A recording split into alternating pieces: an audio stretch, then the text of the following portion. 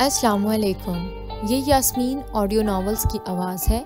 آپ سن رہے ہیں ناول اہدنا الصراط المستقیم، جس کی مصنفہ ہیں تنزیلہ ریاض۔ آئیے چلتے ہیں ناول کی جانب۔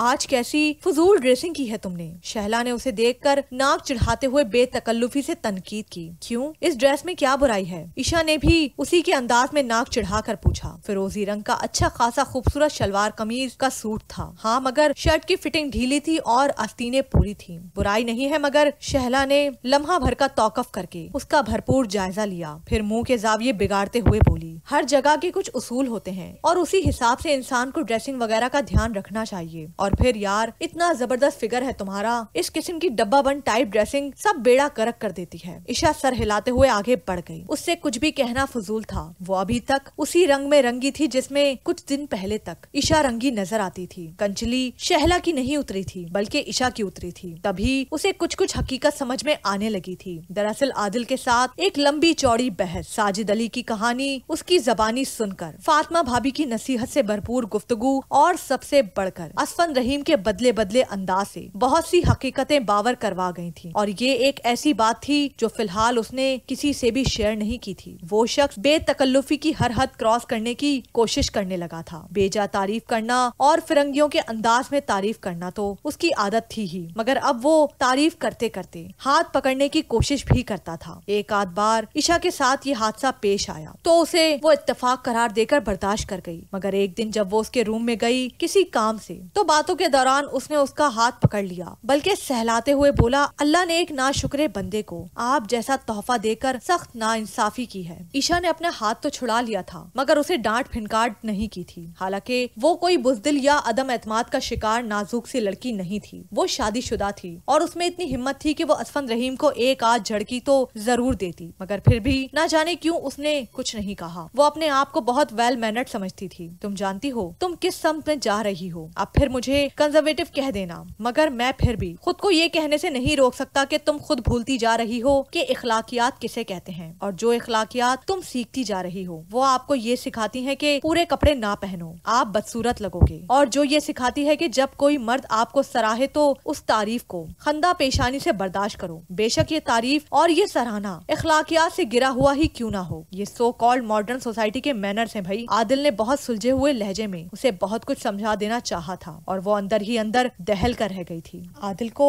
اندازہ تو نہیں ہو گیا کہ اسفند کس کماش کا آدمی ہے، اس نے سوچا تھا کس دنیا میں گم ہو بھئی۔ رحمہ نے کی بورڈ پر انگلیاں چلانے کے ساتھ ساتھ اسے ٹوک کر پوچھا۔ وہ جب سے آئی تھی ایک ہی پوزیشن میں بیٹھی تھی۔ یہ زینب علی کے ڈائیورس پیپرز ہیں، اسفند چاہتا ہے یہ کام جلد سے جلد نمٹ جائے۔ رحمہ اس کی خاموشی سے اکتا کر بولی۔ عشا نے اسفند کے ذکر پر اس کی جانب دیکھا، نہ جانے کب سے اس نے اسفند کے ساتھ صاحب کا لہقہ لگانا چھوڑ دیا تھا۔ اسفند بہت اچھا انسان ہے یار، ایک آئیڈیل بندہ، میں تو کم از کم اس سے بہت امپریس ہوں، وہ کمپیوٹر اسکرین کی طرف دیکھتے ہوئے عجیب سے لہجے میں کہہ رہی تھی۔ عشا نے اسے روکنا یا ٹوکنا مناسب نہیں سمجھا۔ یہ زینب علی طلاق لے کر کیا کرے گی؟ اس نے رحمہ سے پوچھا۔ اسفند نے کچھ تو سوچا ہوگا اس متعلق، اور یقیناً کچھ اچھا ہی سوچا ہوگا۔ وہ کمپیوٹر اسکرین سے نظریں ہٹائے بغیر بولی۔ اس کے لہجے میں لفظ اسفند کے لیے بہت مٹھاس تھی۔ وہ شخص اس عورت کو طلاق دلوا کر کیا کرے گا؟ نکاح تو نہیں کرے گا، حالانکہ اگر اسے اس عورت سے اتنی ہمدردی ہے تو پھر اس سے نکاح کر لینا۔ عادل نے کل ہی اس سے یہ بات کہی تھی، کل اس نے عشا سے بہت کچھ کہہ ڈالا تھا۔ وجاہت کو ٹرمینیٹ کر دیا گیا ہے۔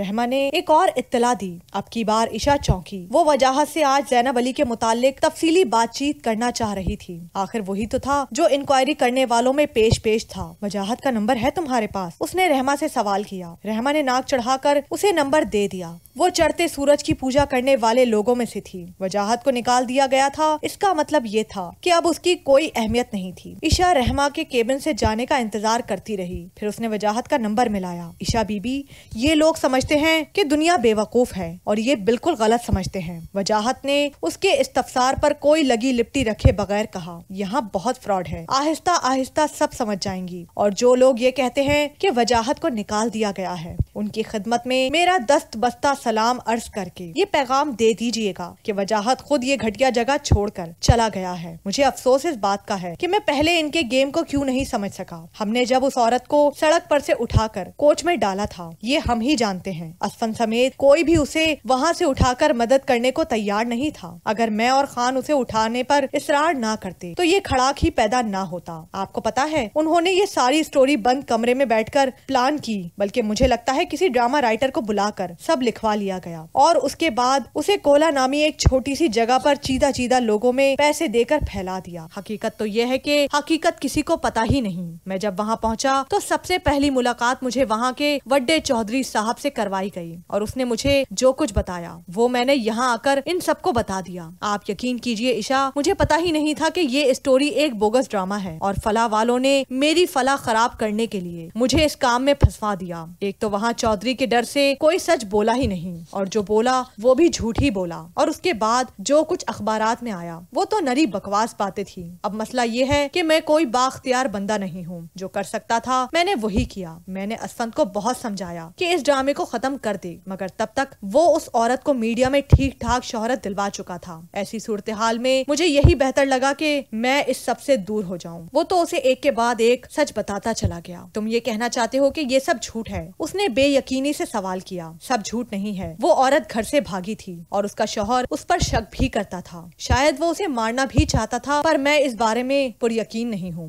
کچھ ایسا ہے جو ابھی بھی پوشیدہ ہے۔ خیر کب تک، میں پتہ چلا لوں گا۔ عشا کو اس کے جواب نے پھر مخمسے میں ڈال دیا۔ وہ تو خود پر یقین نہیں تھا۔ آپ کو اسفن صاحب بلا رہے ہیں۔ وہ ابھی فون پر مصروف تھی کہ چپراسی پیغام لے آیا۔ وہ فون بند کر کے اس کے آفس کی طرف آ گئی۔ اسے تسلی تھی کہ رحمہ وہیں موجود ہوگی، مگر اسفن اپنے آفس میں اکیلا ہی ریوالونگ چیئر پر بیٹھا ٹیبل پر پڑے پیپر ویٹ کو گھمانے میں مصروف تھا۔ آئیے مس، میرا مطلب مسز عشا، آپ تو بہت کم نظر آنے لگی ہیں آج کل، وہ مسکراتے ہوئے بولا۔ عشا نے اس ہفتے میں 2 چھٹیاں کی تھیں، وہ اسی وجہ سے اس سے کم نظر آنے کا شکوہ کر رہا تھا۔ کیسی ہیں آپ اور آپ کی کنزرویٹو ہسبینڈ؟ اس نے کسی قدر طنزیہ انداز میں کہا۔ عشا نے صرف مسکرانے پر اکتفا کیا، مگر یہ مسکراہٹ بہت مصنوعی تھی۔ یقین کیجئے مجھے بہت افسوس ہوتا ہے یہ دیکھ کر کہ آپ جیسی زبردست شخصیت کا ہسبینڈ اتنا گیا گزرا ہے۔ کاش میں آپ کے لیے کچھ کر سکتا، وہ اپنے مخصوص لہجے میں کہہ رہا تھا۔ عشا کے اندر ابال اٹھنے لگے، مگر اس نے خود پر قابو پایا۔ اسے اسفن سے حقیقت اگلوانا تھی۔ آپ میرے لیے کچھ کر سکتے ہیں اسفن صاحب؟ اس نے چہرے پر بیچارگی طاری کر کے وہی سوال پوچھ لیا جو اسفن کی دلی خواہش تھی۔ ارے آپ کے لیے تو ہماری جان بھی حاضر ہے، آپ کہیں آپ کو کس قسم کی مدد درکار ہے؟ اس نے نہایت دلچسپی سے پوچھا۔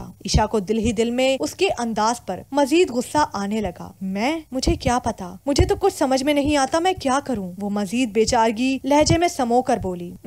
نو پرابلم، ڈائیورس، ویری سمپل، اس مسئلے کا یہی حل ہے۔ ارے بھائی، آپ نے ایسا کون سا گناہ کیا ہے کہ جس کی سزا کے طور پر آپ کو ایسا شوہر ملا ہے؟ وہ آپ کے قابل نہیں ہے، آپ بہت زیادہ ڈیزرو کرتی ہیں عشا، اور یہ شخص آپ کو کچھ نہیں دے سکتا، وہ پرجوش لہجے میں بولا۔ عادل مجھے آسانی سے طلاق نہیں دیں گے، کبھی بھی نہیں، وہ سر جھکا کر اپنے ناخنوں کو دیکھتے ہوئے بولی اور دل ہی دل میں خود کو بے شمار گالیوں سے بھی نوازا۔ ارے یہ تو کوئی مسئلہ ہی نہیں، میں آپ کو دلوا دوں گا طلاق، میں آپ کی مدد کروں گا۔ اگر میں زینب علی کی ساجد علی سے طلاق لینے میں ہیلپ کر سکتا ہوں تو پھر آپ تو میری اچھی فرینڈ ہیں، وہ میز کی طرف جھک کر بولا۔ وہ عورت تو بہت مظلوم ہے اور وہ تو حقیقتاً یہ ڈیزرو کرتی ہے کہ ساجد علی جیسے شخص سے چھٹکارا دلوا دیا جائے، مگر میں اس قدر انوسنٹ نہیں ہوں۔ اس نے اپنی طرف سے آخری وار کیا تھا۔ اسفن نے ایک بلند و بانگ کہکہا لگایا۔ زینب علی انوسنٹ؟ اتنا کہہ کر وہ پھر ہنسنے لگا۔ My god Isha, she is not innocent at all. آپ کو کیا پتا اس کو کس قدر پالش کیا گیا ہے، ایک نمبر کی کرپٹ عورت تھی، اپنے شوہر کو دھوکہ دیتی رہی تھی۔ ایک تو اس کی شکل پر ہی لکھا تھا کہ وہ بدکار ہے۔ اس نے اپنے اللہ سے ہمارے سامنے اعتراف کیا تھا کہ اس کے کسی آشنا نے اسے اس کے گاؤں سے بھاگنے کا موقع فراہم کیا تھا۔ اب یہ اس کی گڈ لک تھی کہ یہ ہماری اپروچ ہماری کوچ سے ٹکرا گئی۔ اب دیکھنا ہم اس کی قسمت کو کس طرح بدل دیں گے۔ امریکہ ویزا تو اسے ملا ہی سمجھو۔ وہ جیسے کوئی بہت دلچسپ کہانی سنا رہا تھا۔ عشا کو اس شاندار شخصیت کے نہایت خوف محسوس ہوا، یعنی یہ سب ڈرامہ تھا، اس میں حقیقت نہیں تھی۔ عشا گہری سانس بھر کر بولی تھی۔ اس کے انداز میں اسفن مسکرایا۔ Of course my dear, Shakespeare کو پڑھا ہوگا نا، دنیا ایک اسٹیج ہے، یہاں یہی ہوتا ہے۔ اگر یہ ڈرامہ نہ کرتے تو اس عورت کو اس کا حق کیسے دلواتے؟ ہم یہاں بیٹھے کس لیے ہیں؟ ہمیں تو فنڈز ہی مظلوم عورتوں کی وجہ سے ملتے ہیں، وہ کمینی سی ہنسی ہنستے ہوئے کہہ رہا تھا۔ عشا کو مزید بیٹھنے کی حاجت نہیں تھی۔ مرد محافظ حافظ نگراں ہیں عورتوں پر، اس لیے کہ اللہ نے ان میں ایک دوسرے کو فضیلت دی، اور اس لیے کہ مرد ان پر اپنا مال خرچ کرتے ہیں تو نیک عورتیں اطاعت گزار ہوتی ہیں، وہ خاوند کے پیچھے وفادار رہتی ہیں جس طرح اللہ نے وفاداری کا حکم دیا ہے، اور اگر انہیں عورتوں کی نافرمانی کا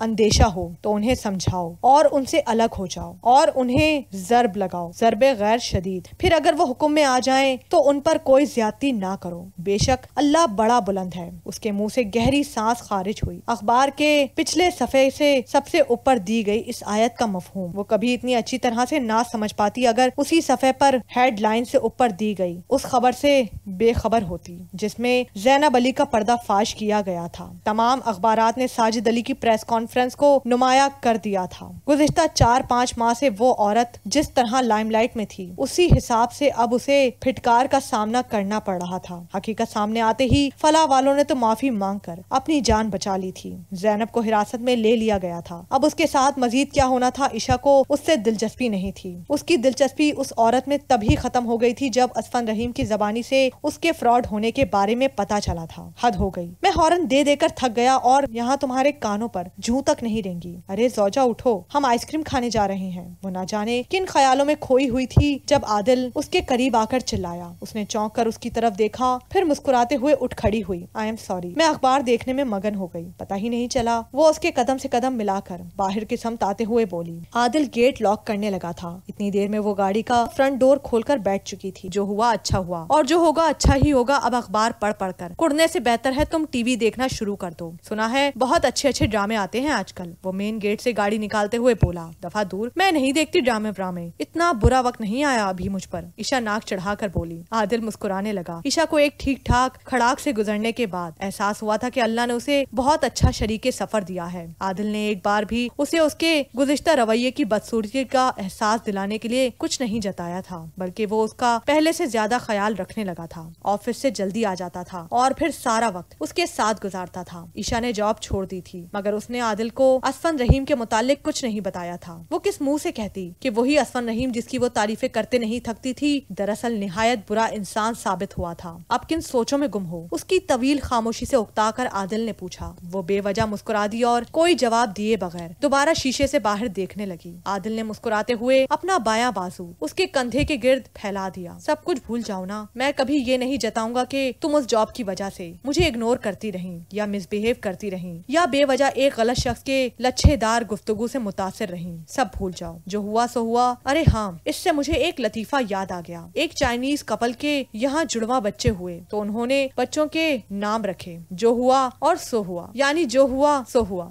لو کیسے کیسے لطیفے بنا لیتے ہیں نا۔ وہ بہت محبت سے اپنے مخصوص انداز میں بات کر رہا تھا جبکہ عائشہ حیران ہو گئی۔ اس کے زبردست قیاس پر اپنی بے وقوفی کے متعلق سوچ کر ہی تو پریشان تھی۔ سب سے بڑا دھچکا اسے عادل کے منہ سے اسفند رحیم کا نام لے کر لگا تھا، یعنی وہ جانتا تھا کہ عائشہ اس وجہ سے پریشان ہے۔ میں تو آپ کو بہت بے وقوف سمجھتی تھی عادل، وہ بے ساختہ کہہ گئی۔ عادل نے بلا وجہ ایک اور کہکا لگایا، پھر اس کے سر پر محبت سے ایک چپت رسید کر کے بولا، اور میں تمہیں بہت عقل مند سمجھتا تھا۔ عائشہ مسکرا دی۔ ہم دونوں ہی ایک دوسرے کو سمجھ نہیں سکے اور ہم دونوں کے اندازے ایک دوسرے کے بارے میں غلط ثابت ہوئے۔ وہ گاڑی آئس کریم پارلر کے باہر روک کر مزید گویا ہوا۔ عائشہ نے گہری سانس بھر کر پھر بولی، نہیں عادل، آپ کا اندازہ درست تھا، میں بے وقوف ہوں، مگر آپ سچ مچ ذہین واقع ہوئے ہیں۔ آپ کو بہت پہلے اندازہ ہو گیا تھا کہ زینب علی ایک فلاپ ڈرامہ ہے نا؟ وہ اس کی جانب مڑ کر اس کے کاندھے پر ہاتھ رکھ کر بولی۔ آئس کریم پارلر کے گلاس ڈور سے ہی اندر موجود ہجوم کا اندازہ ہو رہا تھا، تبھی وہ گاڑی میں بیٹھے رہے۔ ارے میری جان، آپ شرمندہ مت ہو، یہ صرف آپ کے ساتھ نہیں ہوا، بہت سے لوگ اس عورت کو مظلوم سمجھتے تھے۔ دراصل یہ ہماری قوم کی کمزوری ہے، تم مانو یا نہ مانو، مگر یہ ایک حقیقت ہے کہ ہمارے ہاں جب کوئی عورت رو رو کر اپنی زندگی کے المیوں پر روشنی ڈالتی ہے تو ایک زمانہ اس کی مدد کو آگے بڑھ آتا ہے، جبکہ 100 مرد مل کر بھی روئیں تو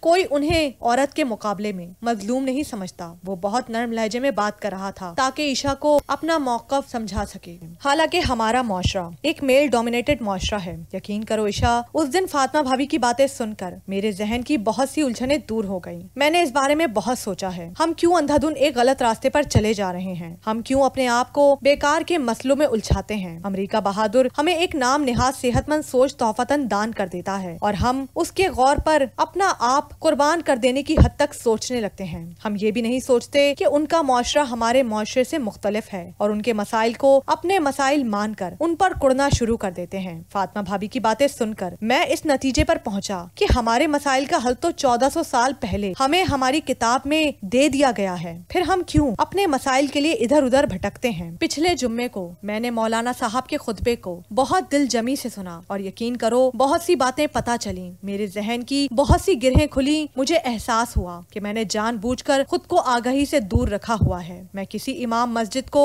दोस्त नहीं बना सकता और मैं खुद में और किसी मजहबी सोच के बंदे में बहुत फर्क महसूस करता था और हकीकत यह है कि मैं खुद को बेहतर समझता था, मगर जब मैंने अपना मुआवजा उन लोगों से किया तो मुझे वो बेहतर लगे। ये एनजीओ जो हमारे मुआशरे में ऐसी सोच असेंबल्ड करते हैं कि औरत और मर्द के दरमियान खुली जंग है और फला फला, ये दरअसल हमारे दुश्मनों के भड़कार हैं। मैं आजकल जिस मस्जिद में जुम्मा नमाज अदा करने जा रहा हूँ वहाँ के इमाम बहुत अच्छे हैं। मैं उनसे अक्सर मसले मसाइल पर गुफ्तगू करता रहता हूँ। उन्होंने मुझे एक बहुत गुर की बात बताई। एक दिन बातें करते करते कहने लगे, जिस शख्स को इज्जत प्यारी होती है वो कभी भी इस तरह से दुनिया के सामने आकर वावेला नहीं बचाता क्योंकि वो खौफजदा होता है, जबकि जिस शख्स के लिए इज्जत की कोई अहमियत नहीं होती वही पूरे मुआशरे के सामने इस तरह बुलंदो बाला शोर करता है। वो मजीद कहने लगे कि आदिल साहब, आप खुद समझदार हैं, इस मिसाल को आप उन मोहतरमा के ऊपर लागू करके देखें। ये खातून खौफजदा नहीं है बल्कि निडर होकर एक ऐसे इशू पर बयान देती फिर रही हैं जिसके इस्लामी पॉइंट ऑफ व्यू से वो खुद कतन नावाकिफ हैं। आदिल बात करते करते खामोश हो गया क्योंकि उनकी गाड़ी देखकर आइसक्रीम पार्लर का वेटर ऑर्डर लेने आ गया था, वनीला और चॉकलेट क्रंच। आदिल ने ऑर्डर दिया। ईशा अब भी उसकी जानिब हैरानी से देख रही थी। उसे हमेशा लगता था कि आदिल की ज़हनी अप्रोच अभी तक खलंडड़े लड़कों जैसी है। उसे यकीन नहीं आ रहा था कि इतनी बातें आदिल ने की हैं। चलो अब ऐसे मत देखो मुझे जैसे मैं ही आइसक्रीम हूँ। वो फिर ट्रैक बदल कर बोला, आपको नहीं देखूं तो किसको देखूं? किसी और को देखूंगी तो गुनाह मिलेगा ना। वो मुस्कुराते हुए बोली। उसके जवाब ने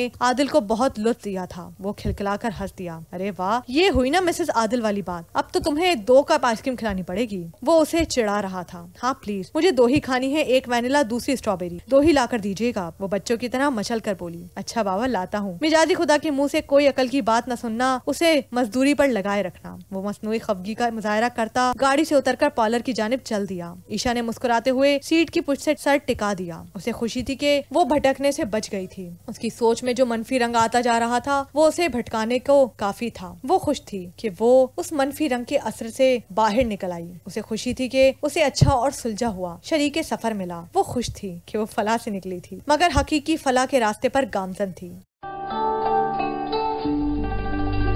ये पार्ट अपने इख्तिताम को पहुंचा। अगर वीडियो पसंद आई हो तो वीडियो को लाइक कीजिए, शेयर कीजिए और चैनल को सब्सक्राइब करना मत भूलिए। मजीद नॉवल की एपिसोड्स और दीगर नॉवेल्स की अपडेट्स के लिए बेल आइकन को प्रेस करना मत भूलिए। शुक्रिया।